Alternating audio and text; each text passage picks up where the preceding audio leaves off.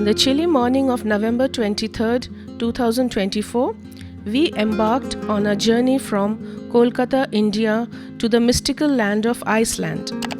After a long flight, we finally boarded the Lufthansa flight from Frankfurt to REYKJAVIK, the capital of Iceland, for the last leg of our journey, which would take 4.5 hours approximately. As the airplane began its descent, my heart raced with excitement. I peered out the window, catching my first glimpse of Iceland's rugged, otherworldly landscape. Snow-capped mountains and vast lava fields spread out below, bathed in the soft ethereal light of the Icelandic sky. Finally, after months of anticipation and planning, I was about to land at Keflavik Airport. As the plane touched down smoothly, and as I stepped off, I was immediately greeted by the crisp, cool air, a refreshing change from the climate I had left behind. Keflavik Airport was small but bustling with travelers, all seemingly as eager I was to explore this land of fire and ice.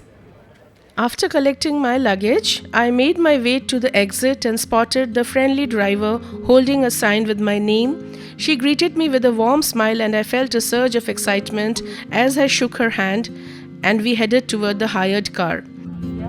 As we made our way from the airport to REYKJAVIK, the capital of Iceland, the sight of smoke billowing from the recent volcanic eruption in Grandvik caught our eyes. The vast expanse of the sky and the rugged land created a breathtaking backdrop for the 60-minute drive to our hotel. I couldn't help but smile at the thought of the adventure that awaited me. My itinerary was packed with incredible destinations like Gullfoss, Blue Lagoon, Thingvellir National Park, Diamond Beach, and many more. I had 8 days to explore this magical land, and I was ready to make the most of every moment.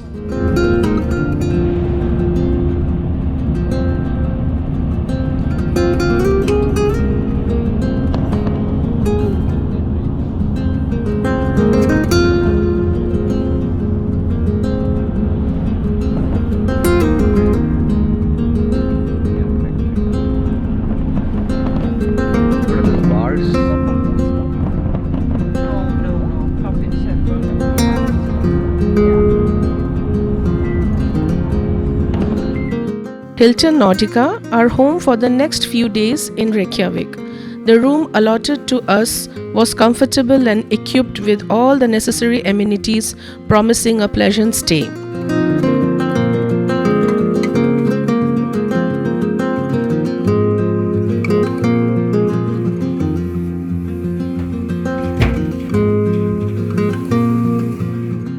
The hotel's interior was warm and inviting, with a beautifully decorated lobby and an impressive cellar that added to the luxurious ambience.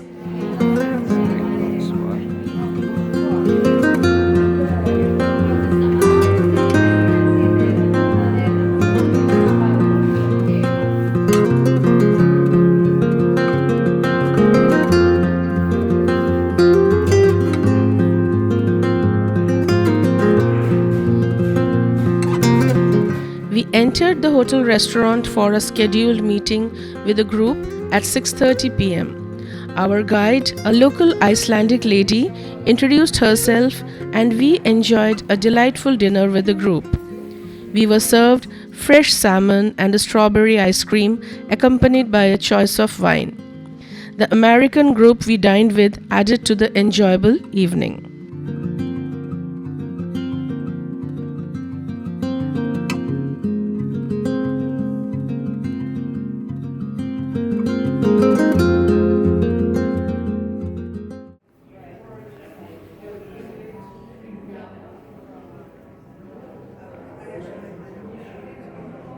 Many hundred that are just, standing, and it is the bishop of the church. Now, for the second time, we have a woman who was elected,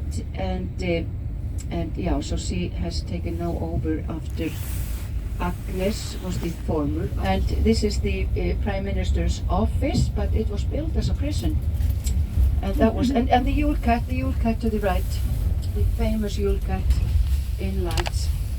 Now we will be walking here through also on Thursday evening when we talk about it on the second floor. And Carl Fix has the two. The next day we started early at 8 a.m. Despite the jet black darkness of the Icelandic winter morning, we headed to the geothermal plant. After a brief introduction by a staff member, we toured the museum and learned about the fascinating process of generating power from geothermal energy. We also use the hot water to produce hot water. So we produce about 303 megawatts of electricity. You can think about 1 megawatt is enough to supply about 1,000 people in houses. Do you know how many people live in Iceland? 400,000. 400. 386. But yeah, roughly a little bit under 400,000.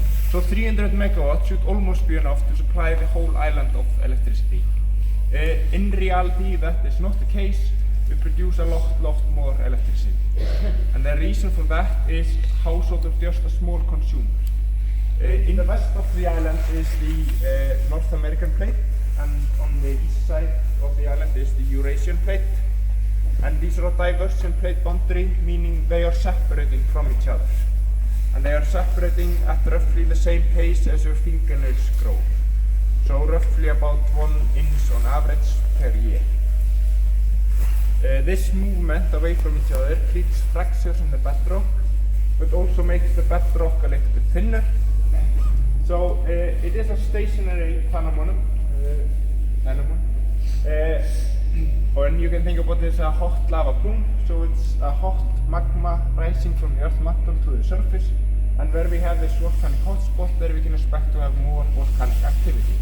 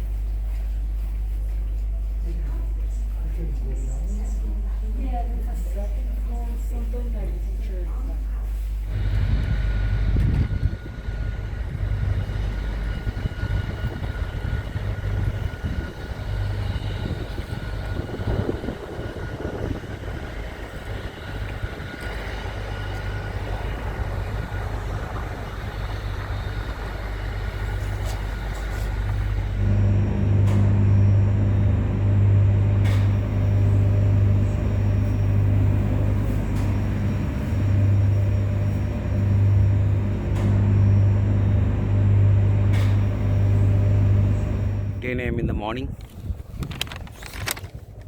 not yet sunrise.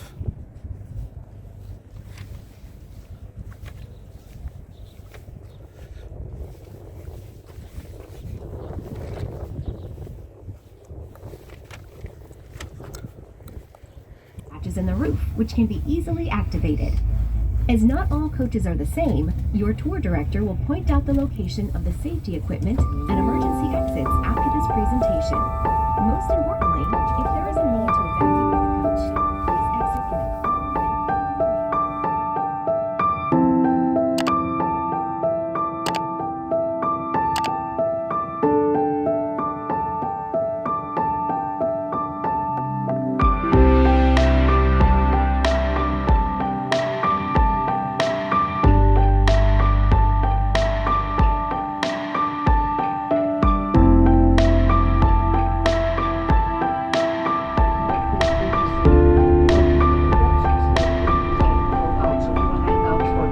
We continued our journey further south in a luxury coach to a place called Kirkjubæ. The illuminated nurseries and the clear sky made the drive picturesque. Our guide narrated numerous stories and provided extensive information about Iceland, enriching our experience as we traveled through the beautiful landscape. This trip, filled with new experience and breathtaking sight, marked the beginning of an unforgettable Icelandic adventure.